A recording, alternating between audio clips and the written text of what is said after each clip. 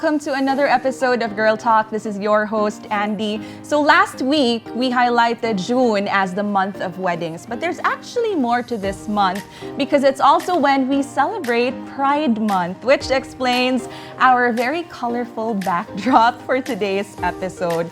And what better way to discuss this celebration than by inviting a social advocate and an LGBTQ champion.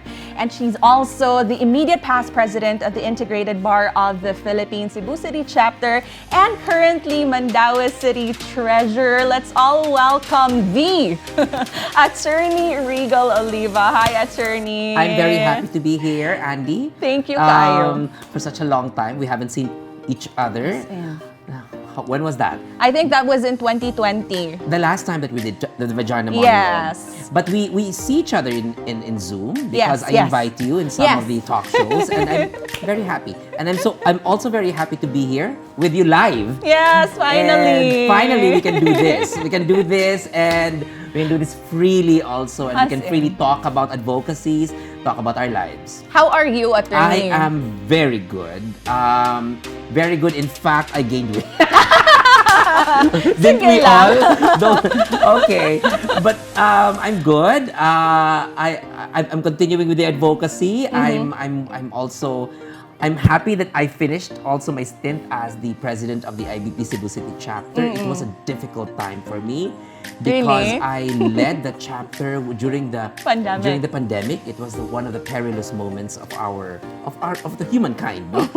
And I successfully went through it, and so now I'm happier, and I get to see more developments in the daily things that I do. Plus, you're already fully vaccinated. Congratulations. That's it. That's why I agreed to this interview, because I had 2 shots already of my vaccine last May 20, and now I'm fully protected. I hope so. But still, you're very, very active, Attorney. And in fact, just yesterday, you've had the 6014, right? Yes. Na event sa Mandaue City. 6014 is the zip code of Mandaue City.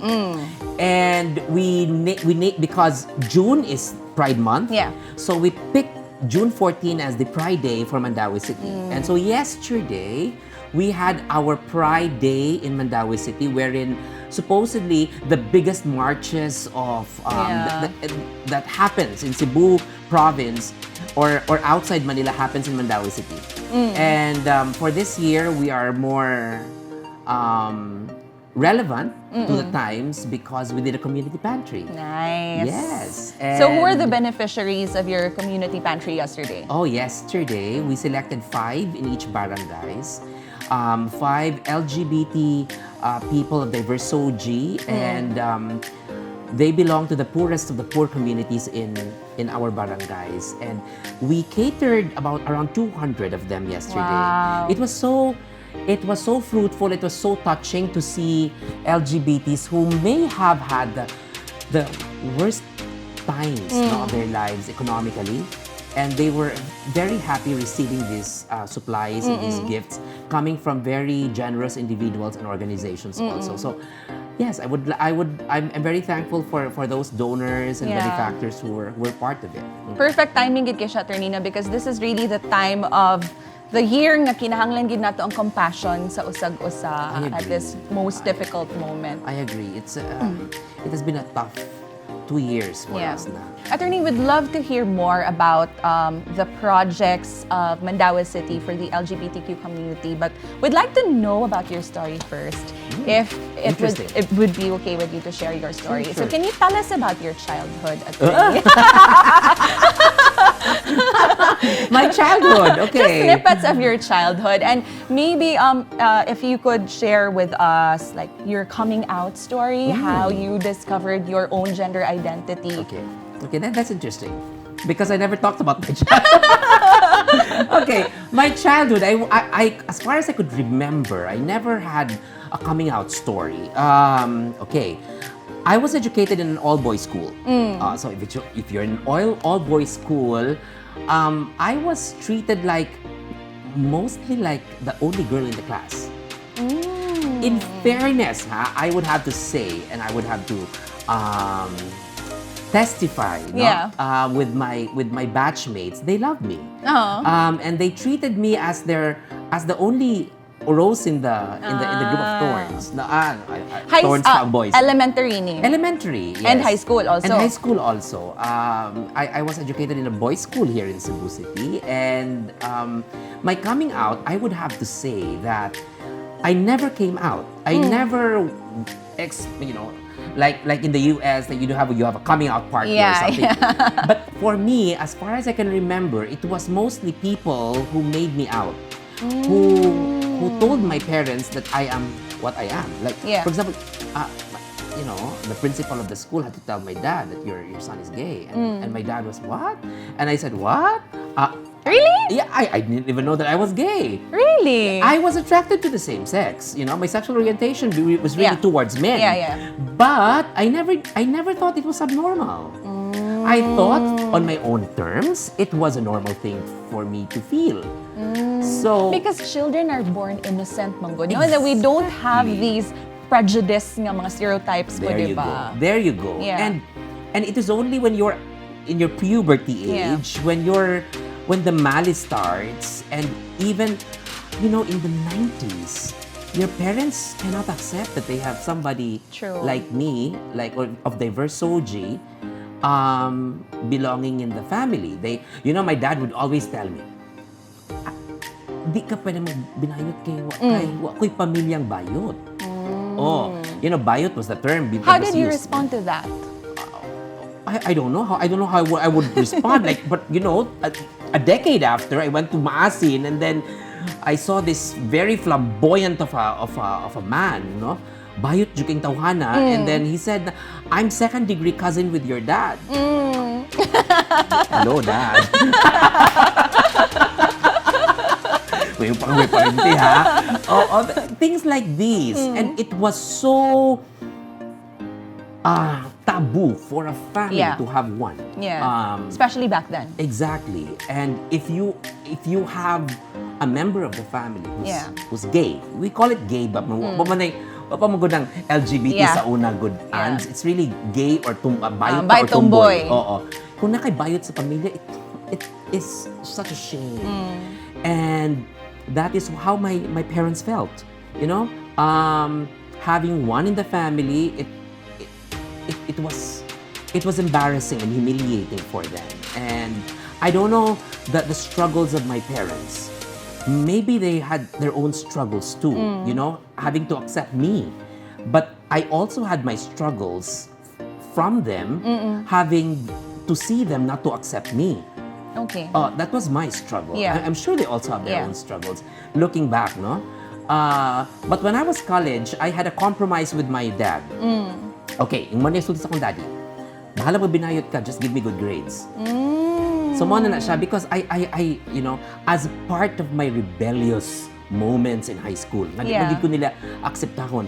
I flunked all my subjects. Really? Yeah. On purpose? I don't know if it was on purpose, but I enjoyed life rather than subjects. Diba? Okay. Magsuri-suri na lang ko with my friends rather than study. And so I flunked them. Of course, I didn't flunk English.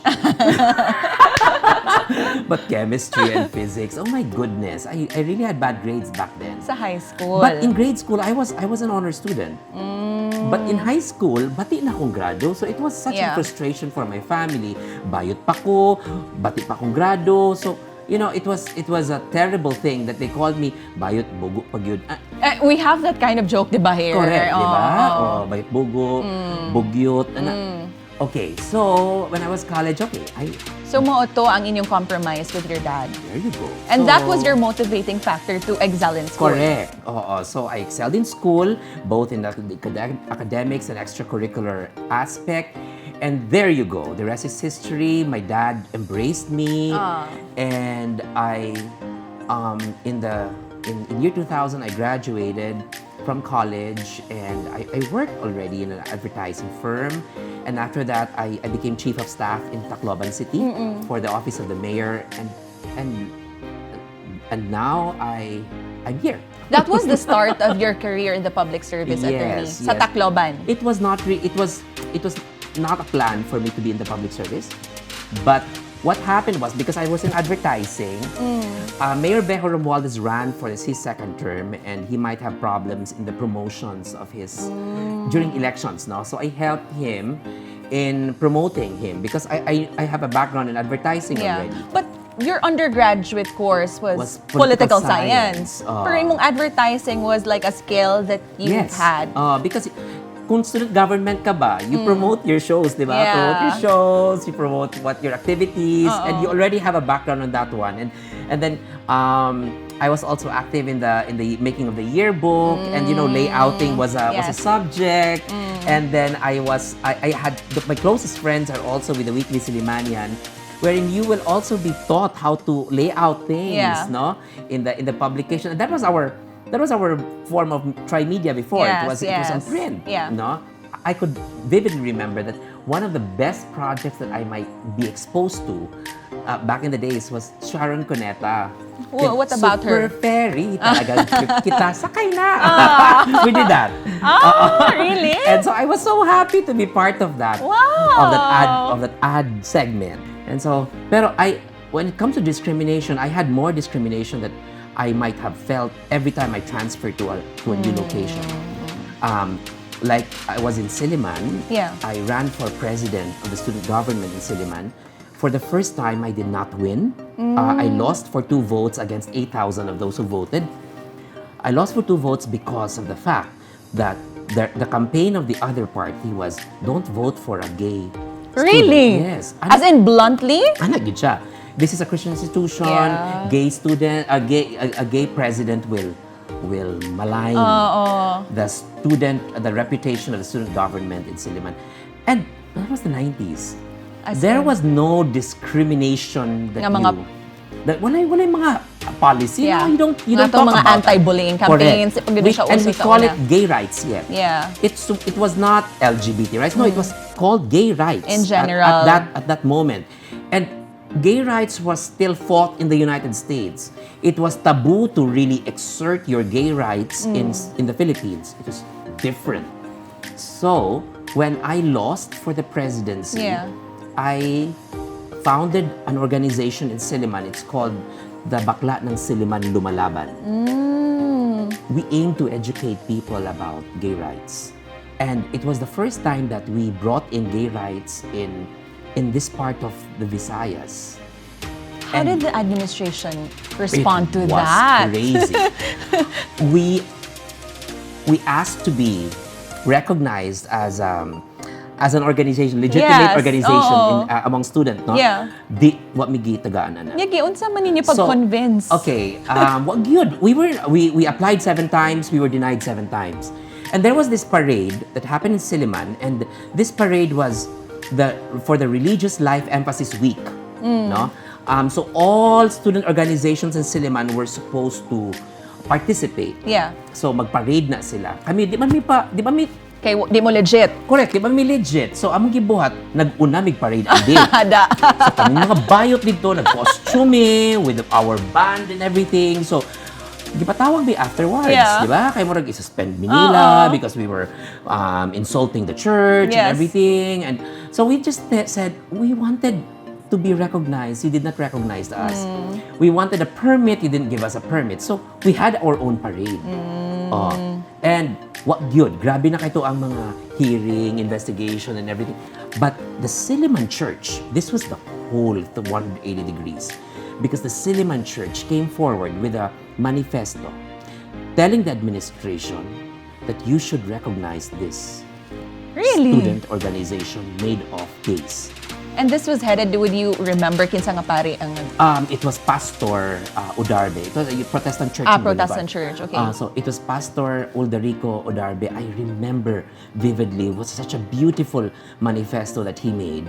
And the whole administration was caught back, no, by surprise. And we were a topic not only in the local media, but we went national and then international. Because during this time, the gay rights movement in San Francisco contacted us and they wanted to help us. And that was my Dumaguete experience when it comes to discrimination. Notwithstanding and not to mention my closest friends being raped in the dormitory. my best friends being harassed in the corridors. I also In had... school? In school, yes. I was walking in one corridor na gikumot akong boobs. Imong chest, yes. Yeah, that was crazy. Pero mubaws jud ka, of course. But then, you know, people instigate these kind of things against you because they feel that if you're bayot ka, okay ra na. Yeah. Okay ra na. And it was not nice. And when I went to Tacloban, lain pud na, nagrally sila against me because they didn't like the administration. Ang ilang mga placards nga to, bayot pauli sa Cebu. Oh my Grabe gosh! Grabe! Grabe kayo. Bayot, ako kay bayot, pauli sa Cebu. And they can't do that now. Hindi na siya pwede. Hindi na pwede ka ron, di ba? Kay, the discrimination. But, Mayor Romualdez, I remember Mayor Romualdez telling me, Regal, what do you want? Do you want us to sue them for that kind of banner or something? Ay na, Mayor. Not worth your time and effort? No, ang sabay problema, bayot man ko. They were just referring to me. Alam nga naman gusto this like Mayor, paulig Cebu. So bayot, it means it's me that they want to go to Cebu. So the ball is in your hands if you want me to go back to Cebu or if you want to keep me. So that's it. Sometimes you just have to accept the worst words and live with it. And I think I would have to say that these bullying that we call now, no? For me, it was not bullying before, but now we call it bullying. It made me stronger. It made me more circumspect and more adamant to really move towards my advocacy. That made me whole. And we are thankful for having somebody like you, goodness. Attorney. And thank you. Thank you. Attorney, for that. We want to know more about your experiences, specifically if unsa na ang mga improvements karon sa society towards the LGBTQ community. And we will find that out when we return here at Girl Talk.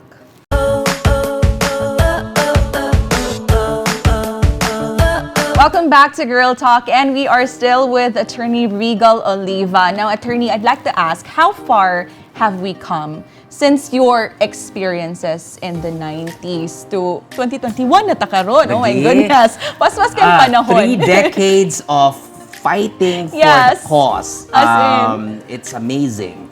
I remember that, as I've said, it started with gay rights. Yeah. And there was nothing there.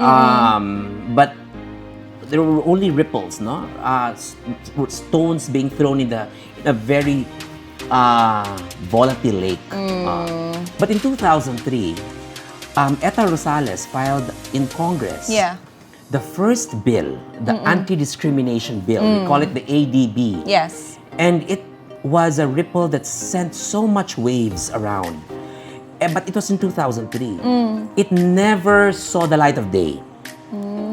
2003, and every time Congress had a recess and every time Congress calls its session, another anti-discrimination bill is being filed. Yes. It was only in 2017 wherein Congresswoman Geraldine Roman filed for an anti-discrimination or the SOGI bill. Yeah, the SOGI bill. The SOGI bill that was unanimously voted in Congress, in the lower house of Congress.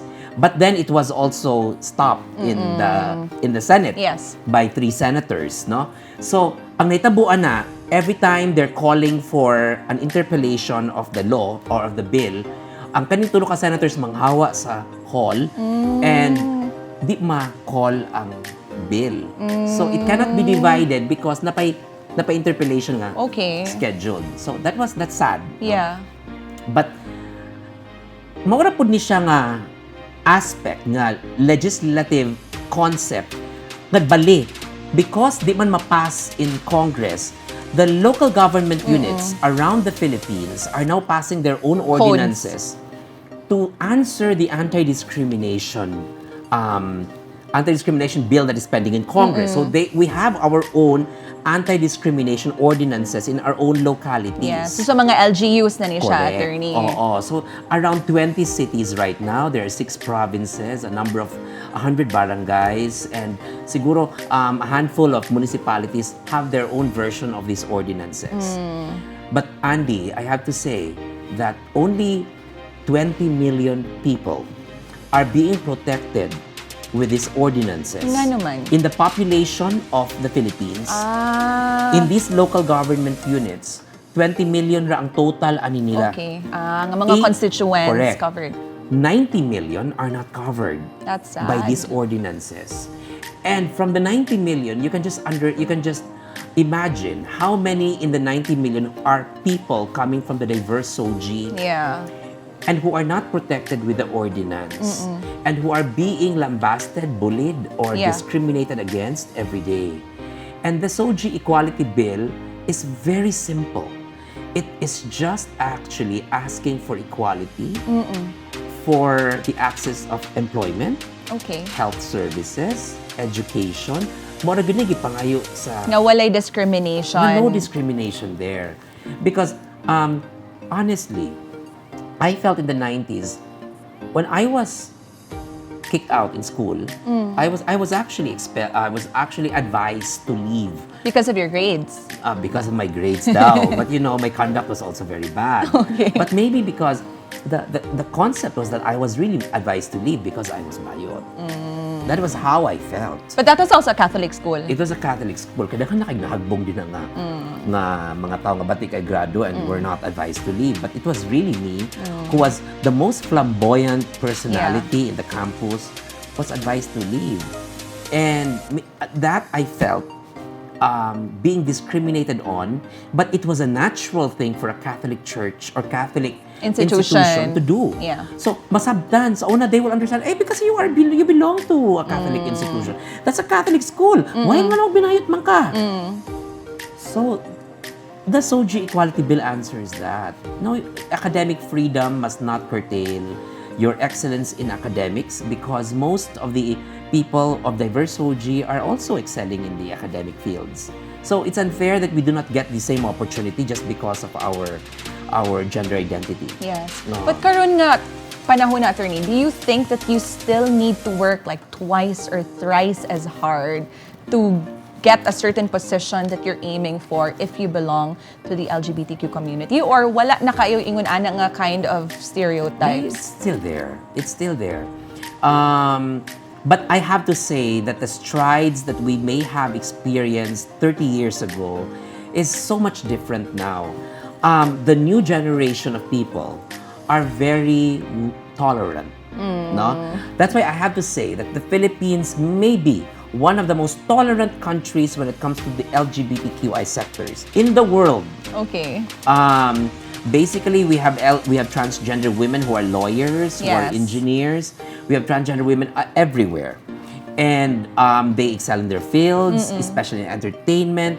But then again, as I've said, it's very, very tolerant. But accepting, no.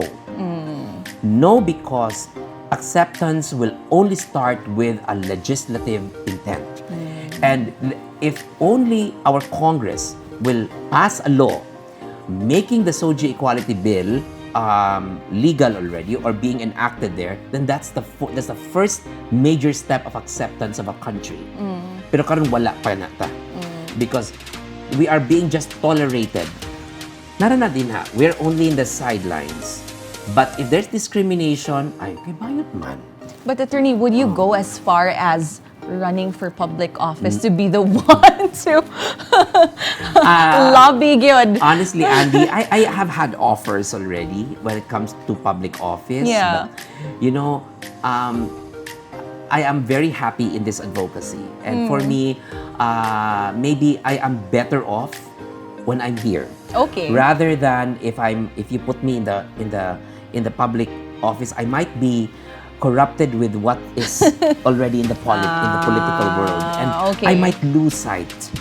And I'm happy with the things that I've been doing for the cause, and at least mas focus ko during the pita. Yeah. And you can be sure that your values will always be intact. Exactly. You know how politics can sometimes kill a cat. Yes. So Attorney. I'm just happy being there. But I have to share to you something that how changed the world may have been. Okay. As I've said, in high school, kung mangihi gani kag adto kag CR. Yes. So, ako di kay ko mogamit nito sa amuang... Asa man ka mag... Ato ko sa grade school. Ah. You know why? Because sa grade school, mahadlok man ako, di ba? Oo. So, hindi ko niya, magreklamo mo. Sige. Oo.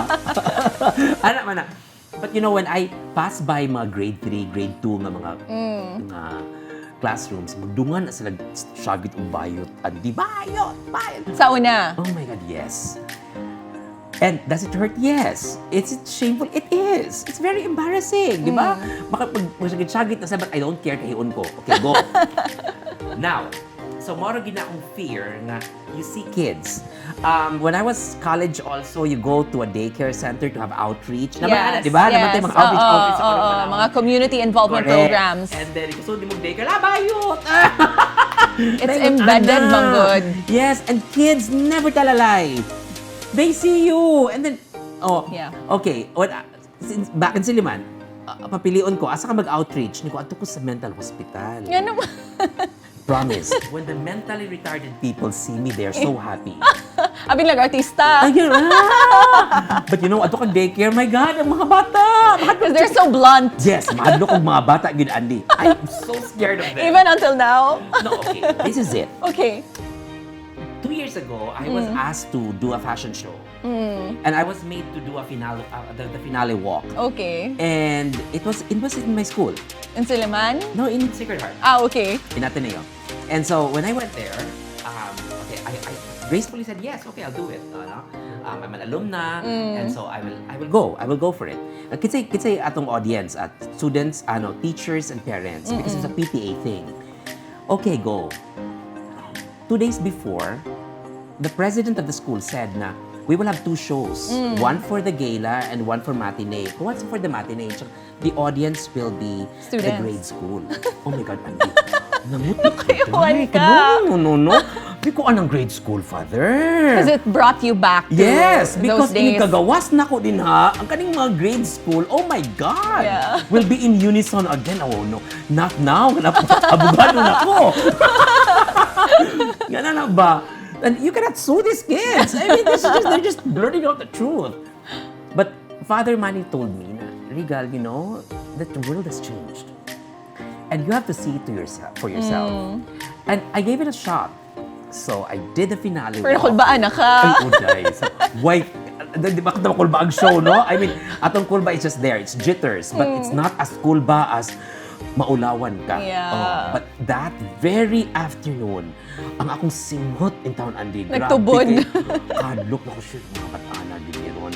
Yeah. Okay, so when I went out, lo and behold, these kids stood up and gave me an applause. Aww. And I said to myself, I really was, backstage I was really crying, and I was telling the organizer, si Ma'am Sarah Cortez, ni ko, Ma'am, you know, I have hope. I saw hope in these kids.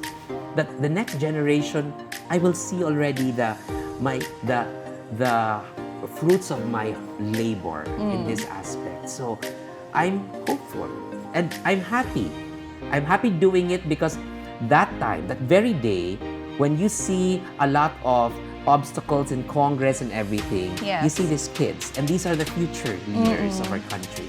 And if they are like that, then it means I'm okay. And I think anang dako sad siguro jud og natabang attorney, no, these open discussions that were back then considered as taboo. And then we already have the internet, so we already have a lot of platforms Correct. to voice out the different sides I agree. and to discuss freely about this topic nga that again back then was considered as something that's just swept under the rug. True. Yeah. Miski ang atuang leaders Yeah. in the government are as closed-minded, but I am happy that I belong to a community, to a society wherein children are more open. Yeah. Children are more educated than the ones who are sitting down as leaders. Attorney, I've always wanted to ask you this question. Like, right now, Manggod, now that this is something that's openly discussed, people are trying to make sure na they do not offend anybody from the LGBTQ community. So, kind of on the aspect of pronouns, attorney, how do you determine which particular kind of pronoun to use if you encounter? Ask them. It's okay to ask. Ask them. Kay mo, sometimes good mahadlok sad ang uban nga murag basig ma-offend sila if we ask. So, should you ask the person how he or she would like to be addressed? Because diba, there's also the they pronoun now. Correct. But the they pronoun is not very much used here. Yeah. In our country, it's more used in the Western countries. But in the Philippines, if you see somebody who's already sporting a boob, or sporting boobs already, dressing like a female, wearing high heels, ay na lang yung tawag he. Ay na lang, di ba? Ay napuputa na. Mao. Sigurado na siya, Yeah. sakto na siya. Miski pa, yan tingog, burag baka na nakadako, the fact na sanina na nagbabay, kakapoy mag-high heels, Andy. Ay, di ba? Oo, inyo pag yung tawag ng he, masako na. I-sir pag yun. I-sir pag yun na ninyo, sakit na. You know? Because the effort is being exerted by that transgender individual. If you see a woman who's already wearing a jacket, yan yung gi-conceal na iyahang chest, chest. no? Yan yung gi-conceal, and he really acts like a man. Inyo pag tawagon og ma'am, sakit na nila. Ay, ayaw na. You know, Okay. if it's obvious already, then say the proper pronoun. But if you have doubts, like for example, there's a person who's very androgynous. Yeah. No, kana bang babae ka siya tan-aon, kat lalaki yung sinuluban. Yes. Then you can ask. It's okay to ask. It's really okay to ask. A lot of taxpayers who come to my office ask me, how do we address you, sir? I don't really mind.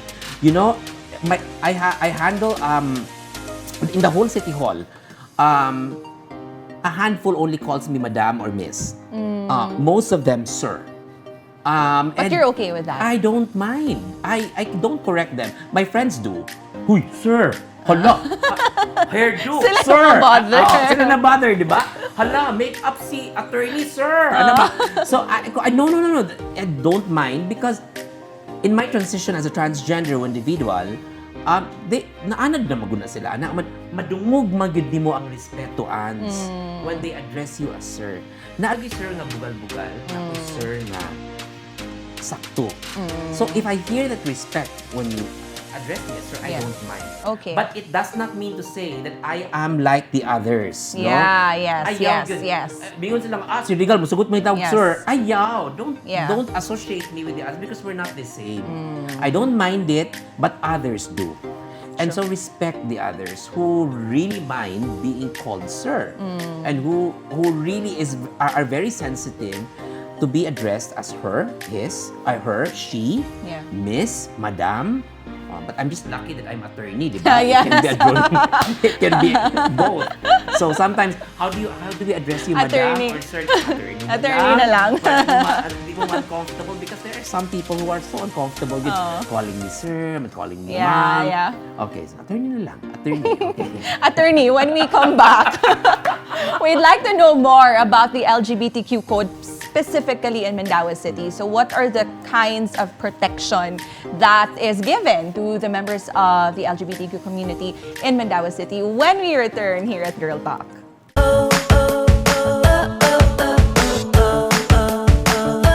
Thank you for staying with us, and we are still with Attorney Regal Oliva. Now, Attorney, I am curious because everyone is always amazed by your OOTD, your hairstyle to work every day. So before we talk about your duties as Mandaue City Treasurer, can you give us like a glimpse of a day in your life? How does your day start? Are you the one who does your hair every day or naka-stylist ba? Okay. I wake up at 4 o'clock in the morning. Really? Yes, I exercise, I bike, I walk around the village, I plant. Yes, because I you're do a plantita. gardening. Yes, super plantita dito. In fact, I was telling you earlier, Yeah. daw, kay ko sa kung talong di ko mangatag. Okay, and then I also care for my pets. I have 5 dogs, I have 5 cats. And after that, around 6:30, that's the time that I start changing. No? I do my hair, I do my makeup. Di lang ako mo plancha sa ako sa ganyan. Yes, I'm used to this already, but previously I really had training from my friends who how to put on my makeup and to do my hair. How to tease your hair. Yes, correct. And until na perfect naging ko na siya. So, paspas na kayo. It takes me an hour and a half. Wow. So, dapat mamata dyan kag sa'yo, Attorney. Yes, an hour and a half to do it. And listen siya. Pero I can't start the day without it also. Diba? Naman na Yes. For ritual, good mo. Correct. It's a habit already. And I'm a person of habit also. Good or bad. So yes, that's how I do it. And then, why do I do it? And a lot of people are asking, you're concealed in your office. Why do you have to? Because that's how that's self gratification. You have to love yourself first. And I'm very much. I feel more confident if I dress up. Yes. And that's how it is. So it starts within, diba? Correct. So if you feel good about yourself, how you look, murag, everything else will follow. Correct. That's very true. Girl talk. Attorney, tell us about the SOGI code in Mandaue City in particular. So unsa man ang protection nga pwedeng mahatag sa mga constituents sa Mandaue City, Attorney? Okay, in Mandaue City, we never found the need, to pass an ordinance because, as they say, Mandaue is the capital, is the gay capital of the Philippines. Really? In the 70s, it's everybody in Manila would have to come to Mandaue and enjoy, especially kung fiesta. It's all about gays. But I have to give it to the son of Mayor Jonas Cortez, si Dimitri, who came from San Francisco, Okay. USA, and he said that we may not feel the need to have an ordinance passed in Mandaue, but for the future generation, I think we have to do it. And I joined Dimitri in his cause on this one because Dimitri was still a student. I became the spokesperson of Dimitri. Okay. And so, Fenicia, he actually drafted the LGBT code of Mandaue together with Magdalena Robinson. Yes. And then I just had to clean it, clean it, and everything. And so we passed and we advocated. And what I did was to advocate not only among the local legislators in Mandaue City, but really on the business sector. Why? Because the code includes employment. Yes. And it is the business sector who are directly affected with the LGBT code of Mandaue City. Because this code is more comprehensive than the SOGI Equality Bill. Why? Because we even included the restroom use for transgender women and transgender men. Unsa may provision under that specific? Okay, in our ordinance, it says that may na siya, it's an option for establishments may provide a third restroom or may assign a restroom that that corresponds the gender expression of or gender identity of that person with diverse OG. So ako, who I look at as a woman, I can use the woman's restroom. Yes. And that is protected in the ordinance. I remember that there was an establishment somewhere in Mandaue City who had performers ng mga transgender women. Yeah. And they were not allowed to use the women's restroom in the arcade that they belonged to. And so we wrote a letter for a show cause order for that arcade. And the next day, they had an all-gender restroom already. I also vividly remember a student in Cebu Doctors University.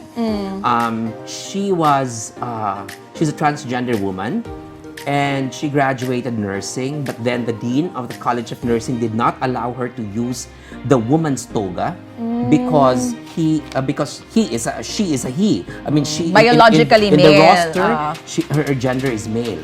So she used the ordinance of Mandaue City, and she was made to graduate in women's clothes in Cebu Doctors University. Wow. So these are beautiful things that's happening in Mandaue. Mandaue also promoted the first transgender woman to be employed by the Cebu Pacific as a flight attendant. Really? Yes. So daghang nagdahitabo, daghang mga strides going on in the whole country that Mandaue is is in the forefront. Pakpak for Mandaue. Pakpak for Mandaue. I'm so happy that even our mayors, our legislators are so supportive. And when I say supportive, they're not there to really just become supportive lang. Their hearts are there. Yes. Their hearts are with the LGBT people because they grew up with people in Mandaue City who are like that. That's why growing up also, I could always remember that I was always in beauty parlors with my mom because my mom was so tigis akong mommy, you know, when Because of course, Ma'am Ophelia, bongga baya kayo. I was at the City Hall beat when she was city treasurer and she will always stand out. di ba? As in. So akong mami, so tigil na ako, katong pagbuntis na ko nimo, nadyo ko everyday sa parlor. But growing up, sa Sacred Heart sa una, pirmi ko mahagbong sa akong haircut ends. Nga naman. Okay, well, all of my classmates went to the barber shop. Ako na ko sa parlor. Then, sayop ang pagtupi. Di ba naman ka ng 1, 2, ka na para sa Di ba na may Monday haircut? Yes, and then namin, isukod-sukod. Ako, lahi akong hair. Kaya parlor nagtupi. It's not my fault, it's my mom's fault. Di ba? Mapapauli-un ba yan sa una ba? Oh, bitaw. Sayop among haircut.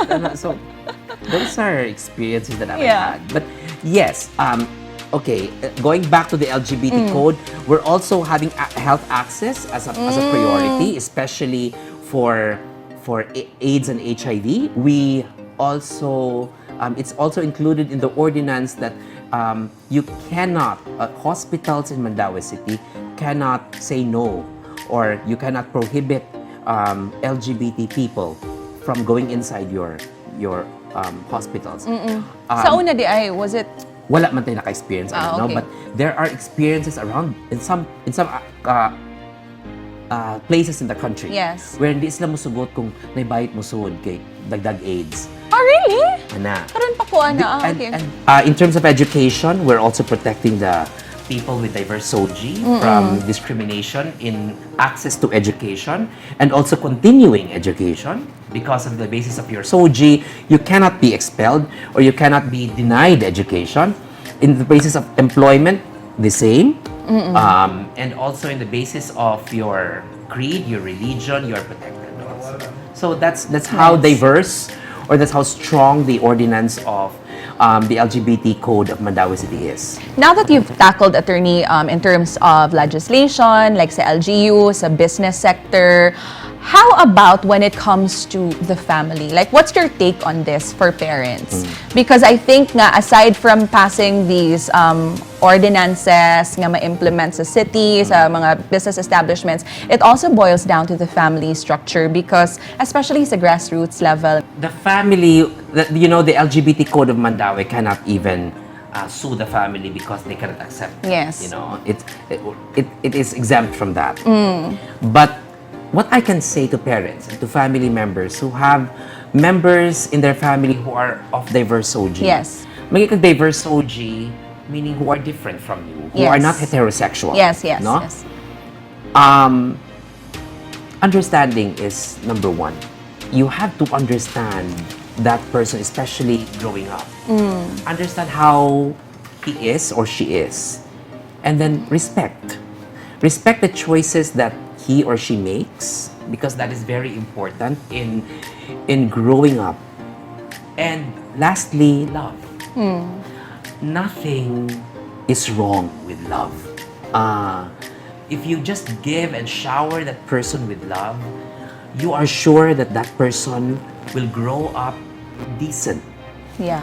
You may have a different take on what's decency to you. Like, for example, you don't want a transgender woman, a daughter of yours or a son of yours, to become to be active in beauty pageants. For you, it's not decent. But for her, what she's doing is decent. So as long as she does not go to against the morals of the family, I'm sure if you love, you will never go wrong. True. You'll never go wrong. Attorney, we're running out of time, but I just want to sing it this very quick segment of ours for Girl Talk. It's called the Random 20. So I'll just be asking you random questions. Random and questions. then this is... Di ba nito random kanina? But is very, very random. All right. So Okay, you'll just go. answer in 1 or 2 words whatever pops into your mind One or upon two. hearing a question. Okay, 1 or 2 words Okay. again. Okay, sige. Go. Sige, let's start. What is your favorite color? Black. Favorite Bisaya word? Guapa. Favorite Broadway show? Hamilton. One country that you'd really want to visit right now? England. England. Describe your current love life. Strong. Favorite street food in Cebu? Oh my God. Idol. Rolls ni Idol. What's Tempura. that? Tempura. Tempura. I love it. Oh my God. I can eat that every day. Really? Yes. If you weren't a lawyer or a city treasurer, what career would you have pursued? I am a fashion designer. That's my first love. Really? Yes, I would have been a fashion designer. A great one. Yes. Name a Filipino that you really look up to. Oh my God. Dead or alive? Pwede dead, pwede Miriam alive. Defensor Santiago. Good choice. Morning person or night person? Morning. Favorite subject in school? English. One thing that turns you off? Dirty feet. Itanaw na rin ko sa hotel. Attorney, what is your greatest fear? Spiders. Oh God. Oh my God. Banana Q, turon or pinaypay? Pinaypay. Pinaypay. Utan Bisaya or pinakbet? Utan Bisaya. One makeup item that you cannot live without. Okay. I cannot live without blush on. Really? Blush on. Bahalag way kilay. Bahala kilay. Okay. Blush on. Your number one fashion icon? Cindy Crawford. Can you sing just one line of your favorite Broadway song? Oh my God! I can't.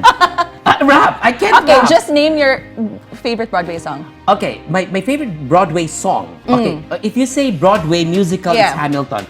But my favorite Broadway song, Song in particular. is... what was that? I'd Give My Life For You from Miss Saigon. You who I cradled in my arms, you... That I love that song. Who's your celebrity crush? Oh, celebrity crush na po. Okay, my only celebrity crush I've ever, Julia Roberts. I think I was so in love with her, in a sense na I wanted to be her. Yeah. This one. What is your message, just short one, to homophobic bullies? I love you. Aww. Kani, attorney, what is your message to the members of the LGBTQ community who are going through a tough time right now because of the stereotypes that they continue to experience? Pray. Pray. Thank you, kayo, Attorney Regal Oliva. It is an honor to have you in the show and here on my TV. It's my pleasure, always. Andy, you've never said no to my invitations also. And I felt that this deserves a space in my schedule. And I've always dreamed also of talking to you. Aww, Yes, thank you, because Attorney. I always looked at you as somebody who is not only fluent, but also very passionate in what you do. Thank you, I have to Attorney. tell you that when you had the vagina monologue piece, Yeah. and you were talking about human trafficking, Yes. and I did not see you in Marriott, but I saw you recite that in Ayala. Central Block. Yes, in Central Block. I cried. Aww. I cried. You were great. Thank you, Attorney. Amazing. Coming Yes. from you, it means so much. Gikilig ko. Yeah, you were amazing. Thank Truly, you, kayo, truly. Yeah. Attorney. And of course, we'd also like to thank all of our viewers for watching this episode. And hopefully, the advocacy for respect for the members of the LGBTQ community will not only be highlighted during Pride Month, but for the rest of time. Because after all, love is love. This has been Andrea Patania Matthew for Girl Talk. Daghang salamat.